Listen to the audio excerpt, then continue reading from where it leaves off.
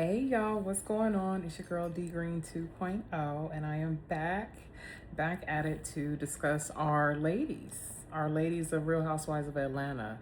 But before we get into everything, please don't forget to like, comment, subscribe, share, hit that notification bell if you want to be notified anytime I upload a video, and hype me up. I don't know if we have the capabilities, but I'm speaking it into existence. All right, so I'm in a different location. I'm in Los Angeles right now. I am on PTO and I am enjoying a much needed vacation. Although I will be working a little bit, but that's more property management stuff than it is my corporate job. But anywho, I'm enjoying myself.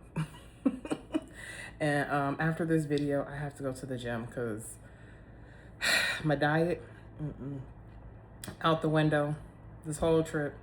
I mean, I'm talking taco shop, in and out. Jack in the Box, because I like their breakfast jacks. We don't have them in Georgia. Shit, Phil's Barbecue, I was in San Diego. I mean, your girl been tearing through. So I need to go take care of myself and work that off. So nonetheless, we'll get into this episode. Let me take this last sip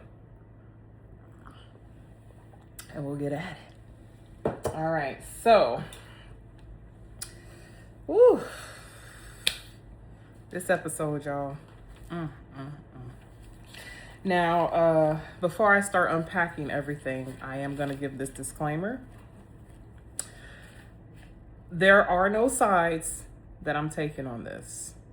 I find both ladies to be guilty. Portia, she has been navigating very smart this season. She has not been engaging in any conversation surrounding Shamea. That is how Portia protects herself, right? Because, that's what we would say. She's talking all this stuff about Shamea. So Portia made sure to not incriminate herself in any way and discuss Shamea negatively. So in that respect, that's where Portia comes out on top for me. Because Shamea has no one to blame but herself. Now, while she may have legitimate arguments, because I'm not going to take that away. Shamea has every right to feel the way that she feels. She feels slighted. She feels, like Portia presents herself in one way and then she's different another way. She feels all of that. She feels Portia hasn't been fair to her, all of that. However, the way you brought it onto the show and the way you presented it to us, the way you handled Portia, for you to want to be regarded as a friend, like you're pointing out she's not doing, you in the beginning did not acknowledge her and regard her as a friend. And Portia said that tonight. She said, last year, some stuff started to come up and I started to change. So that's where Shamea shot herself in the foot. So this was very juicy. Some things came out. And like I said, I don't have a side. I find legitimacy and validation in both point of views. And let's just hope it works itself out. Now, with that being said, the episode, shall we? So it's called Highland Games and Explosive Claims, episode 14 of season 17. Now, it starts out with the wake-up montage that led to breakfast. And when they're at breakfast, because, the episode last week, well, not last week, but the last episode, K. Michelle mentioned Tasty Black, and Phaedra said that she did research Tasty Black. So did I.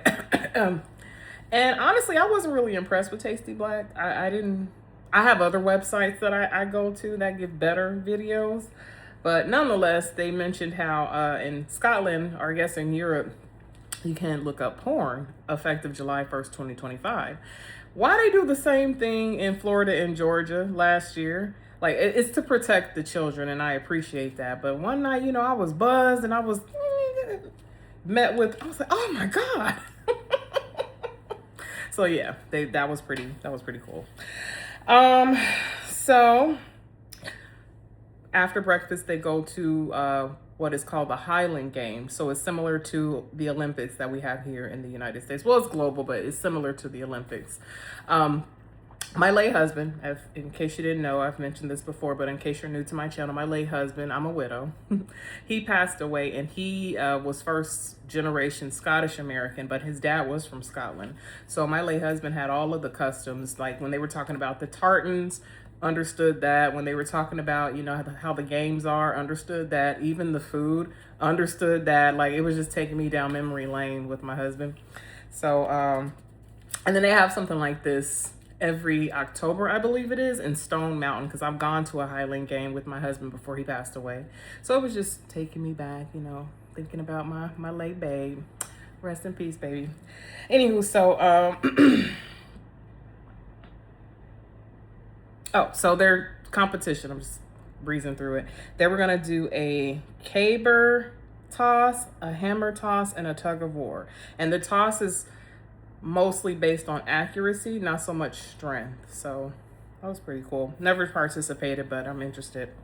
K Michelle, she made a comment in her confessional that I was like, this is the type of mindset that we need to escape from in our community. Because there are a lot of people in our community, when I say our, I'm referencing us, that feel like segregation is the way. I feel like in some aspects, yes, but no. If you can learn about other cultures, why not? It doesn't matter, because you have an opportunity to step outside of a world that you know and learn more about the world.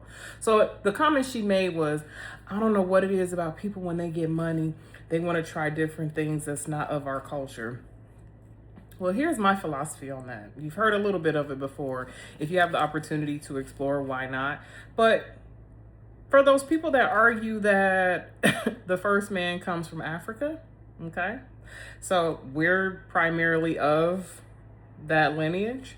So if culture emanates originally from Africa, then all subsets of culture are a part of it. So don't limit yourself just because you say it's black versus white.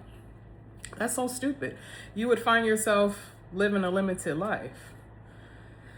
I remember when I first got into archery, there was someone I was dating, his mother, and this is, you know, what I'm talking about. His mother had told him, I bet she's going to be the only black person in that class, only to find out there were like 2 other people that were black in the same class with me, and one of the instructors was black. It's just that limited mindset that we need to kind of get ourselves out of, because they want us to stay boxed in. So, okay, for you to be as successful as you are and still think like that, that's alarming to me. But, you know, to each its own. It takes all kinds to exist.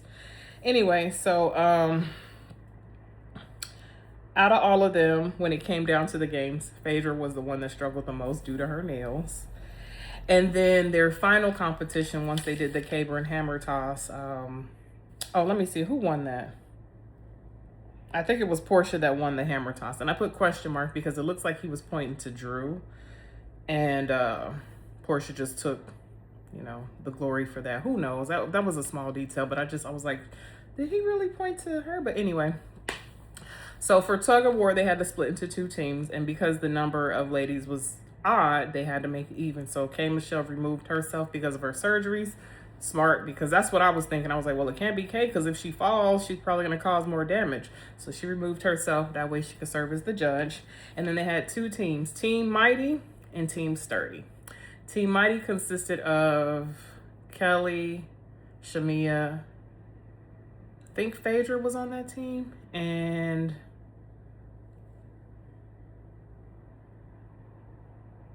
Cynthia, yeah, Cynthia. And then you had Team Sturdy, which was Pinky, Portia, Drew, and Angela. Team Sturdy won because they have strength. But it was funny,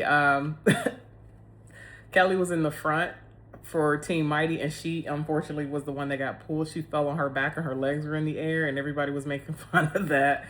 Kelly even joked and said, well, my legs was in the air, I was on my back, but I didn't leave with anybody's husband or boyfriend. She loves to throw her little jabs at Portia as much as she can. You know who else does that? Angela. But see, the difference between Angela and Kelly is Kelly wasn't trying to pretend and act like she has no beef with Portia. Angela, you really have shown yourself in not the best light. And even in this episode, you didn't redeem yourself from last week. So This reunion is going to be fire. I can't wait because I know Shamia, girl, you better bring it. You better be fighting for your life in that reunion because it ain't looking too good. I would be surprised if she returned next season, y'all. Because Shamia. And that's the thing, is I'm not against her. I don't have an issue with Shamia, but when it comes to her way of existing in this group of women, she's not a fit. She's going to have to change that mindset around to get in the game, if she really wants to be successful. But anyway, so after the games, they had Scottish treats. And this brought me back to hot toddies and haggis. So let me tell y'all about haggis. Haggis, like they said, is baby sheep or baby lamb intestines and brains, and it's wrapped in a casing. And you cut through the casing and you see it. You eat it with like potatoes and scones and bread pudding and, there's sausage, all of that. That's a Scottish breakfast. My husband and I used to battle every time around the holidays because I could not stand haggis and he could not stand chitlins. So that's where we met in the middle. So I couldn't cook chitlins in the house and he couldn't cook haggis in the house. But every now and then we would try to have it for the holidays just so that we could, respect each other's culture. But yeah, I wasn't with haggis. I was just like, it's not appealing. And then he would talk his stuff on chitlins and I'm like, what do you think you're eating? I mean, yeah, it's coming from the, different organ, but part of their intestines is wrapped in that too. It's just not coming out of the colon. So anyway, we would have discussions back and forth and we stood our ground on that. But I miss him. I would take haggis. I would take haggis if I can get him back. Anyway, so they're at lunch and everyone follows up with Kelly on how she's feeling because remember the night before they had all met in, I think it was Phaedra's suite, and all of that stuff came out about Kelly's ex-husband suing the network, and they all bonded over that because of all the struggles they're dealing with by way of divorce or just issues with an ex. And Kelly said she felt better. It was, I'm paraphrasing, but more or less cathartic for her to like just be heard and talk about it. Drew said it was a spiritual feeling she had because they were all able to bond. And you could just see Shamia stewing like, oh, Kelly connected with that side of the group. And it's sad that they have to operate in the team mindset, but that's what this has come down to with Housewives is who's the most relevant, who gets the most screen time, who has the best shade. And if you can team up with someone that does that, you kind of have, that's your saving grace to stay on the show. But gone are the days when we cared about them as individuals and not so much as teams, and we cared about like their experiences and not them showing up as a character all the time. It's just not the same as it used to be. So it's sad that Shamia feels like she had to create her own team, her own subset. But see, that was a losing battle already because you're going up against a veteran. And whatever you may want to say about Portia, yes, she's not the most favorable, but she is favored in this regard because she has longer standing. The fans that do like her, you can do no wrong. And she is a network darling. Like if you pay attention to how Andy interacts with Portia all of the time, he's never in a state of, I don't F with her. I think when it came down to Kenya and Portia, Andy always, sided with Portia, even though she would, blow up because, I don't know, he probably sees Portia as like more innocent, but she's not. But anywho, I'm side noting. It's, Shamia, you were already going up an uphill battle if you were going to come against Portia the way that you did. I almost wish you wouldn't have did what you did last season because that is what shot you in the foot. You talking about Portia to the other women, that is what has garnered her support because they're looking at it like, well, you want to be seen as this angel, but you're being two-faced because you're gossiping about this girl and she doesn't know how you really feel. It's sad, y'all. But anyway, so Kelly and Portia made peace. And Shamea says she's not buying it because her and Portia last season had also made peace, and then look what happened. Two different situations though, Shamea. Because I think Portia in turn has more respect for Kelly, or can come around with Kelly, because Kelly didn't pull what you pulled, especially with the history you and Portia have. Like,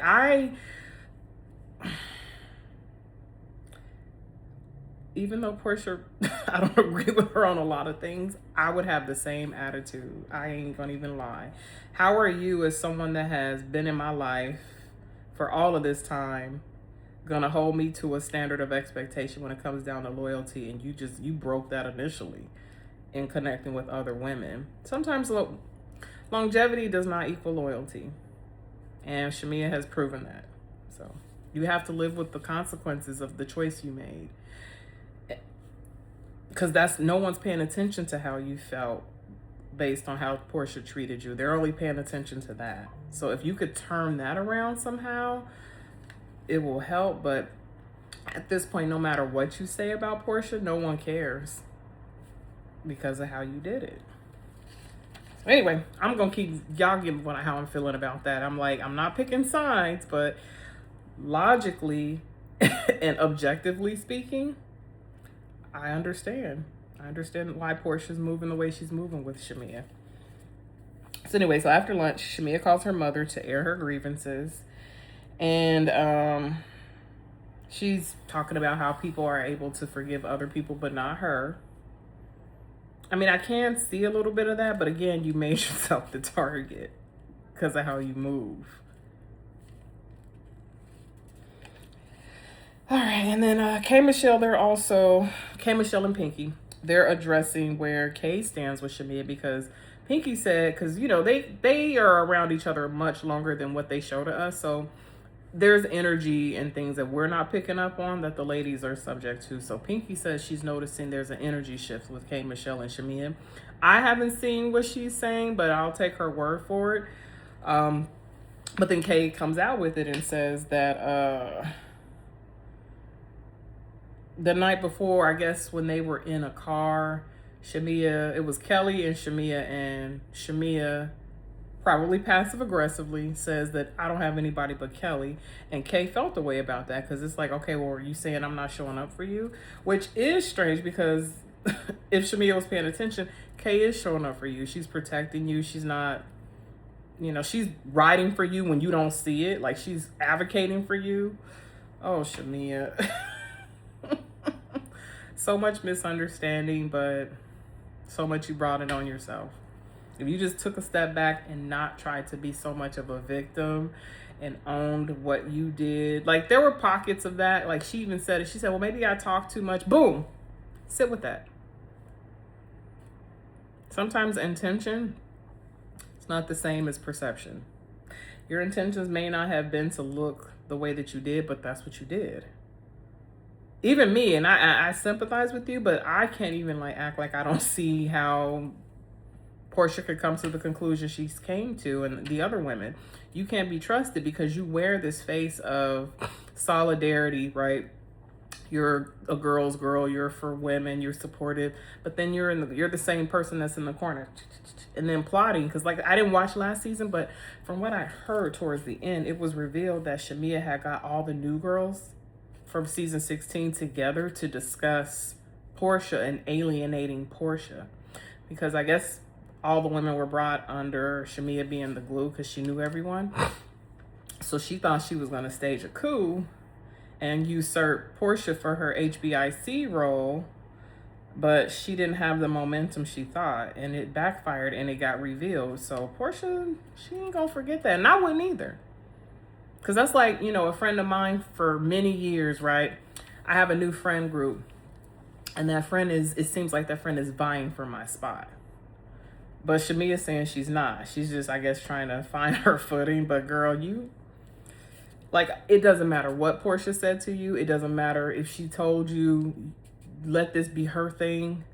How you, in a way, tried to get revenge because of that conversation. That's how it's coming off. You're coming off as spiteful. Because you obviously weren't You weren't settled after that conversation you and her had. You felt a way about it. But you had, in that moment, the opportunity to really, really get it out how you felt and how it bothered you. Not come around and do all of this sneaky stuff. So, Shamia, I can't even feel bad for you. So, Pinky says that she's noticed that there's been a cloud over Shamia. I can see that because Shamia is dealing with a lot in her personal life. Kay says Shamia has turned into a monster because of all the stuff she's doing. She's fighting with everybody. And then in that same scene where they're kind of intercutting, Shamia tells her mother that she's tired of feeling invalidated and she's ready to pop. I get that, but personal accountability. If you play back steps A through Z in this new conflict, you may have all the argument in the world from years of, maltreatment based on how you see things. But when you handle it that way, you take away all of your rights to feel validated. I don't want to keep circling the drain with that. You get the point. Because I was like, wow, I really want to feel bad for Shamia because she has a point, but she negated all of that, the way she handled that conflict. Because Portia's going to always be able to go back to that. And I mean, I would let her have that because that's like, even though Portia was wrong, you were making me feel like I was right in our dynamic. You never fully corrected me. That's why you never just go along to get along to keep the peace, because you give people a false sense of security in their friendship or relationship with you. And you're harboring all of these negative emotions, but how are they to correct what they're doing if you're not being 100% honest about how they're making you feel? Do you see how it keeps going back to that? It's like, Shamia, you in this have the onus. You have to take responsibility for where you are current day with Portia. All right, anyway, let's get to the next thing because we'll be able to talk about them again towards the end. So you have Pinky on the phone with her vice president, Angel, and they're discussing financial stuff and, how $20,000 came out of her account. Pinky, she's right. Running a business requires a lot of money because in those months that you don't perform, you do have to foot the bill. But, that's the price you pay for freedom in that respect. You don't answer to anybody. But here's the thing, whether you work for someone or you work for yourself, you're always going to have to answer to something. It just looks different. So don't complain too much about having to answer to, the expectations, the vendors, your responsibility, your fiscal responsibility, because at least you're free to make those decisions. There's no CEO other than you making those executive decisions over your life. You can wake up anytime you want, depending on what's going on. You have that freedom, but it comes with a price. Same with the 9 to 5. You're on a structured, but you don't have as many responsibilities other than to just show up and do what you're required to do. So, I want to feel for Pinky because I'm a businesswoman myself, but at the same time, it's a choice I made. And so I don't complain. You just have to execute and pray for God to be with you and the universe to always fall in your favor and be aligned with what you need, but we don't cry over being a boss. We just boss up. So that's that on that, Miss Pinky. Angela says that Pinky allows money to define who she is. That is true. I think if Pinky were more doing this as something she really feels passionate about, as opposed to it coming off as something that she does to make herself look better, it wouldn't be so much drama wrapped into it. But, if your heart's really in it, Pinky, like, just do, that's what you expect. That's what you got to take it. And I agree with this. She should not allow for money to define who she is because money does come and go. I've learned this. You can have your up seasons, you can have your down seasons. You just plan as much as you can, but never cry over money because your situation could change at any moment. I've had moments where I was living check to check, and then I've had moments where I don't have to stress about that. I'm chilling. I've had moments where budget what? And I've had moments where I really got to watch the dollar. That's just the rhythm of finances, right? So never let one good season define who you are, because you're going to continue to chase that and lose the joy in having that independence. So Pinky even said it. This business almost cost her marriage because of how she came into her relationship as a boss. Well, you have to honor all identities. Understand that you are multifaceted, not just tied to one identity. So Pinky's learning a lot through this experience. I feel like we're watching in real time her go through her transition, that the universe and God has in store for her. Because, this is humbling her. Oh my God, I can't believe I said that, because that's what her husband said top of the season. But yeah, in some respect, Pinky does need to be humbled, because she's tied up too tightly, in my opinion, to identities that don't always serve her. Like you borrow from the identity and do what you have to do, but don't sit in one identity all the time, because you're not. You're not just one person. You're not just one part of who you are. Does that make sense what I'm saying? I'm on my Cali vibe, so I'm chilling. But but Pinky needs to find joy in being a mom. Find joy in being, a partner with your husband. Find joy now in doing this housewives thing. Find joy in all of that. Like, don't be so caught up in the monetary stuff, because that's just one part of your life. You have multiple LLCs. It'll work itself out. All right, anyway, so the women, when Pinky's talking about that, someone said this, I think it was either Phaedra or Drew, new levels, new devils. That is so true. The more blessed you are, and when you elevate to the kingdom, you're met with different challenges. So, we're watching Pinky deal with that as she progresses. And so when they all meet up to go out, Kelly has on this McDowell's outfit from Coming to America, because it had, I guess, a tartan print. And she said she got it from her man. Her man got it for her. And then I think I think it was either Phaedra or Shamia that bust out that her man bought her new teeth, and the teeth cost $70,000. And Phaedra is me, and I believe all of us in the confessional, priorities, Kelly. There's no way, with all of this financial stress I have going on, I would have had my man spend $70,000 on a smile. I would have been honest with him and told him, you know what, babe, I appreciate the gesture, but this could help me out in other areas. Like, can you just give it to me cash? But maybe he got it on credit, or maybe he got it on consignment. Maybe it was $70,000, not liquid. So that's why Kelly didn't ask for the money up front. But Phaedra is right. Like, that's the least of your worries. But, maybe it didn't come in the form of full cash. Maybe he got it on credit. So there's also that.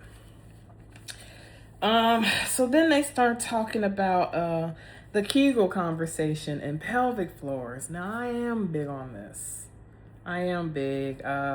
Drew said that she goes to, I guess, physical therapy for her reproductive system, because she had a hysterectomy. And she says that the therapist fingers her for 5 minutes per session. I was like, I've never heard of that. But I'm not going to doubt it, because the female reproductive system is a very interesting existence. And so there could be some practices out there that are not formal or not known that are done, because every woman's vagina and situation, even though it's all the same, different. Lips look different, hips look different. I'm just going to get into that. But I was thinking, when they were talking about that, I said, why don't y'all just wear Kegel balls? That way you don't have to worry about always, doing the work and having to like actively think about it. The balls will kind of remind you that something's up there, and you have to grip and release. But allowing somebody to finger you for 5 minutes, I mean, you should just finger yourself. I don't know. I don't know. Anyway, so they go to have kilts, and not kilts, they're going to get sashes made, but they go to learn about tartans and kilts. Now, tartans are the plaid shape, or the way the plaid is structured, and that identifies where you come from and what your family clan name is. My husband had a tartan that his family was from. He had the Cunninghams, and then he had, I forget what the other one was, but they changed their name when they moved to... I'm recording, Mom. I'm recording. I'm at my mom's house. I'm almost done. So, back to the tartan. So that is true. Like the shapes they identify with your clan and where you come from. So it is very important that you properly wear or adorn where you come from, because you can be misrepresenting yourself. Something, interesting for us to learn as a culture, because you do see a lot of us wearing plaids and, tartans and ginghams, and probably not even understanding that it may have an origin. This business is owned by a family that still makes tartans for the royal family, and per kilt, it takes 12 to 16 hours, and they do still hand stitch. He said that, but if you noticed, I peeped this in the beginning of the scene, they showed a sewing machine, so I don't bit more believe they are handcrafting. They're probably making finishing touches with their hands, but the overall structure of the kilt and the sash, I don't think they're doing that like that. I think it would take longer than 14 to 16 hours if they were hand stitching, because if you look at how finely stitched the kilts are, that's probably like a couple days of work. Unless you could just sit there. Anyway, I'm going on a side note. The women are going to get sashes made for Phaedra's birthday dinner. And originally, Phaedra and Portia, since they put the trip together, they were going to cover the cost. And Portia said, well, no, since it's your birthday, I'll cover the cost. I thought that was cool of her, because, yeah, Phaedra shouldn't have to come out of her pocket if it's for her birthday. And so, last, we get to the dinner scene at this place called The Alchemist.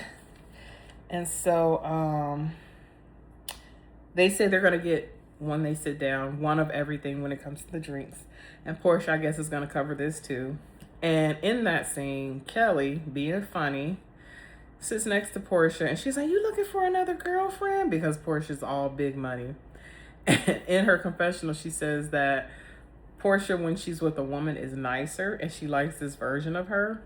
I didn't think it was smart for you to say that comment, especially when Portia accused you of trying to sleep with her. So I don't know if Kelly forgot or didn't realize she was telling on herself in a way, but by you saying that, it lends itself credence to what Portia said earlier. I just want to point that out. So I'm going to be watching Kelly a little bit more.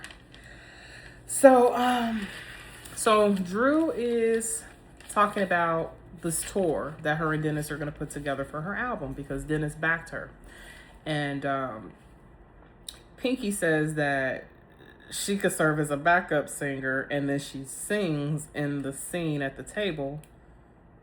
Pinky, you my girl, but no. Don't even try singing. It's not your strength. But as far as backup singing or duos, Drew reveals that I guess Ray J's gonna get on the track with her, or on the tour with her, or on a new song with her, I forget. But Kay, because Kay worked with Ray J on Love and Hip Hop Hollywood when she was on there. And she said, I guess Delusional would make a good album. Okay, here you go again. Always criticizing people's talent. But when it comes to Ray, she ain't 100% off, because Ray is a little off. But he doesn't lack talent. I'll give him that. He has a nice voice. I don't know if it sounds good now with all the stuff he's been doing, but Ray doesn't lack talent. So I can see it. But anyway, so as they're talking about that, this is a way for Drew to also present to Portia that her and Dennis were talking about Portia and Dennis's relationship.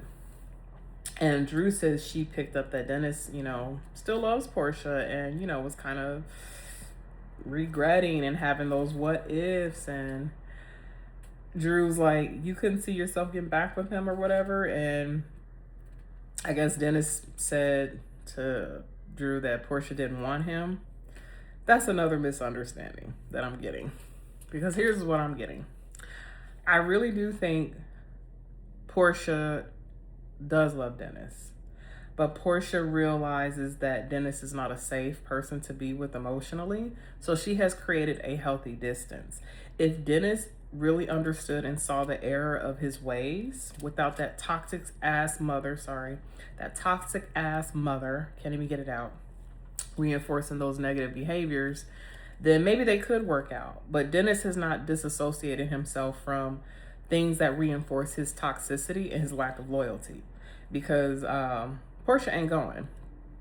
And the reason I say that is because I just recently rewatched Portia Family Matters, and I was actually going to recap it, in between this break we had. I just never got around to it, but I rewatched it. And that's what I saw. In that show, Dennis, even on her family, with her family, Dennis was treated with the kid gloves of, we know you did something wrong, but you don't have to constantly sit in it. We don't have to constantly remind you. And that's not right, because here's the thing. Dennis had not learned that his patterns of how he treats women and sees relationships is what caused them to break up. Why would you cheat on your pregnant fiance and then not think that you have to give her the space to heal from that? Because it may have just been a lapse in judgment for you, but it cut a lot deeper for her. And because you want to fully sweep it under the rug, you feel like she's ridiculous for having that expectation of you having to just allow this process to happen before she can fully forgive you. It's like you're forcing her to sacrifice more of herself because you're not comfortable with the choice you made. And he had, his mother, her mother, the grandmother, the aunts on Portia's side, all basically making Dennis feel like, oh, you made a mistake, but it's okay because he's a black man suffering. No. Or not suffering, but he's a black man in America or whatever. Because I remember Aunt Liz made that comment, And there's a generation of women like that, especially with black men, that make allowances and excuses for black men because of whatever reason. I can't even answer on that. But fast forward to today, I understand why Portia is like, no. I may play around with you here and there. You may feel like we have a chance, but until you corrected this original sin fully and allow me to have the space to feel what I feel because of the betrayal you've bestowed upon me, I'm not going to trust you, because you want to be safe, but you don't want me to be safe. And so here's that on that. Portia did say that Dennis didn't have an issue with Mike, but he has an issue with Sway. I think it's more because Sway's a woman, and maybe because he does see that there is a sense of security that Portia has and being content in this relationship with Sway versus what he saw with Simon, because we all knew that was a sham with Simon. So, Dennis just has to live with that until he's ready to 100% come correct, and that's going to require a lot of therapy and just detaching from toxic reinforcements. You stay over there, bro. Stay over there. So anyway, since Dennis was brought up into the conversation, Shamia then thought it was wise for her to ask Portia to clarify what Gerald told her in their little pillow talk. I guess Portia told Dennis that because he still hangs with Gerald, Pilar is to not be around Shamia without Portia being around, because she doesn't trust Shamia around Pilar. And Shamia was trying to make the argument of how that hurt her. But here's my thing, Shamia. As ridiculous as it may sound, I get why Portia doesn't trust you. First of all, you're not blood relatives, so it's easier to forgive blood relatives because you're bound to them, right? You can accept that a little bit easier. But when you're just a friend and you have more or less been posing, because now I'm finding out that you really didn't like me. You've been posing to like me. You really think once we fall out, I'm going to trust you around my daughter? So I got both sides on that one. And again, it goes back to you, Shamia, the way you brought your issues with Portia onto the forefront once you finally became a housewife. It said more about you than it did about Portia. And I just want you to understand that. I really do. Fight for your life. But fight for your life with self-awareness. You had a moment of it because you did, like I said earlier, there was a point where she said, maybe I made the mistake of talking too much. Pause. That's where it is. Talking too much, and then what did you say? The quality of the words, the intention behind the words that came out of your mouth about Portia. You have to accept where you were wrong in that. But anyway, so Shamea and Portia. So after that, gloves come off and they start going back and forth. They start talking about the show and the history and how Portia said that, this is her thing. Shamea's got dancing and singing and she doesn't want Shamea to join. Portia, says that's a lie. She didn't say that. Shamea's like, yes, you did. Again. Why didn't you deal with it in real time? Why did you let that fester all this time and then you built up this resentment, this residual resentment that has now put you in the worst light? People look at you like you're crazy. And so they're going back and then they bring up the moms and then Shamea's like, you said this about my mom last year about this egregious thing. But you failed to reveal, or talk about the real stuff that's gone down between our moms and how your mom tried to sleep with my dad. And then everybody's like, Cynthia says in the confessional, Shamea came to empty the chamber, but maybe she shouldn't have emptied this. I agree. This was not the time to bring this up. This is something that you and her could have discussed off camera if you still respected the relationship, because obviously you were still longing for something if you're still making a big deal about it. Portia's moved on. She's accepted. It is what it is. That is where, her experience as a housewife has served her. She's like, okay, when it comes down to camera, I'm not going to give them this. They even flashed back at one point to a scene that they had last season, Portia and Shamea, while they were at lunch. And Shamea said, I wish we could be the way that we are off camera, on camera. And then Portia said that they don't pay me enough for that. This is what Shamea said. And, Portia's like, I didn't really cop to it. So what you've got a woman who is a seasoned housewife versus a novice, someone that's a little bit more green. And she is working the hell out of her advantage. Anyway, so it explodes after the back and forth. Shamea gets up and leaves. She's so upset. Kelly goes with her because she's loyal to Shamea. And then, Kay starts writing for her and advocating for her. In the confessional, Kay's like, I wish she wouldn't have said that. But at the table, she's saying, as much as we may have this to say about Shamea, I don't think it's good for her to feel ganged up on by everyone. It seems like she's at war with everybody. Then they flash to all of these situations throughout the season where Shamea has been blowing up and getting into it with people, which I don't think is by accident. I think because Portia is a darling. I think she did stage it this season to malign Shamea's character, give her the edit that she's getting, so that she can just be ushered off the show, kind of usher herself off the show. See, Portia outsmarted you. You want to know why I have like this attitude about it? Because I have voiced that I don't like a lot of things about Portia. You guys have heard me. And I have voiced where I see Shamea and how I feel about Shamea. But I'm also self-aware myself. And I understand sometimes I got to check my biases at the door. And when it comes down to me just looking with no feelings involved based off of the story and how the facts are presenting themselves, Shamea is the one that's looking like the more problematic of the two. I can't even act like, you may like Shamea or not, and you may feel like she was wrong. But again, the way she's handled it, sometimes you just got to be smarter than the issue. So while Kay is advocating for Shamea, Cynthia then says, you don't think Shamea brought a lot of this on herself?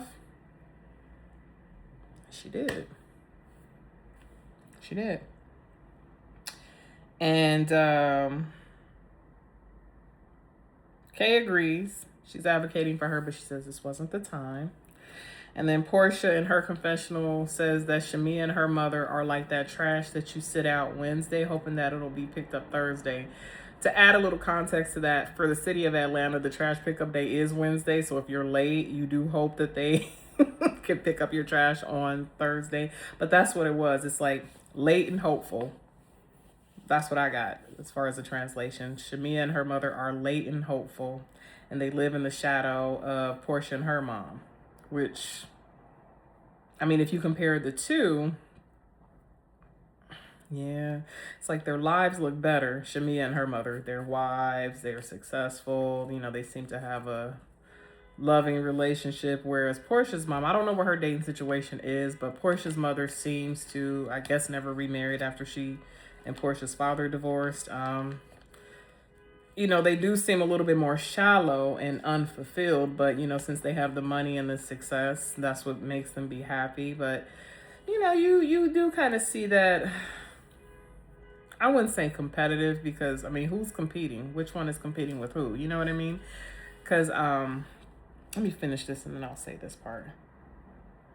Yeah, so, oh, okay, so yeah, I already finished that. So that was pretty much the end of the episode. Portia says she sees her and she's done.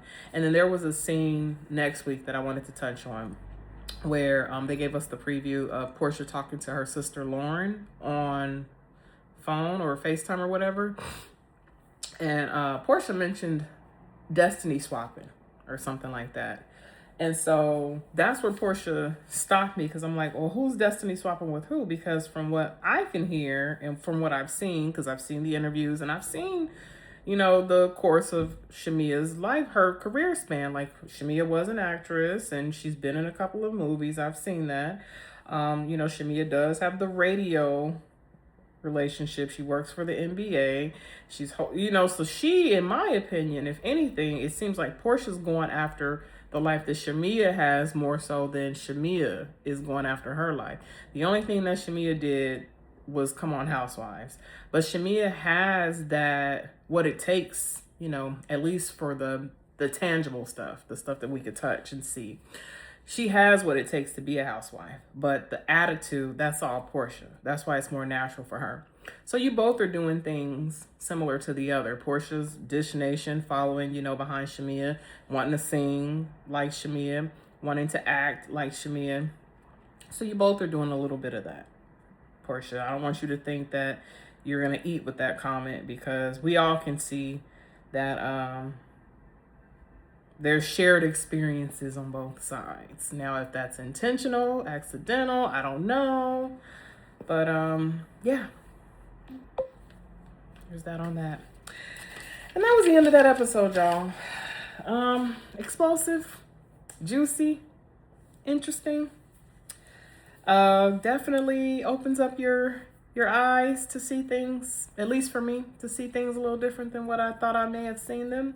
Like I said, no one's, I'm not on anyone's side, but I can't ignore what I've seen.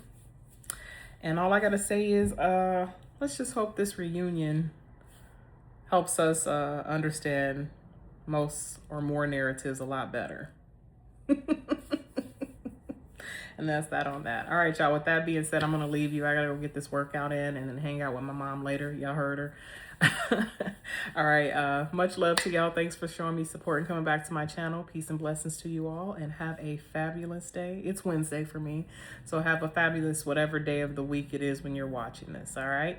All right. It's your girl D Green 2.0, and I will see you next time. Adios. Bye, y'all.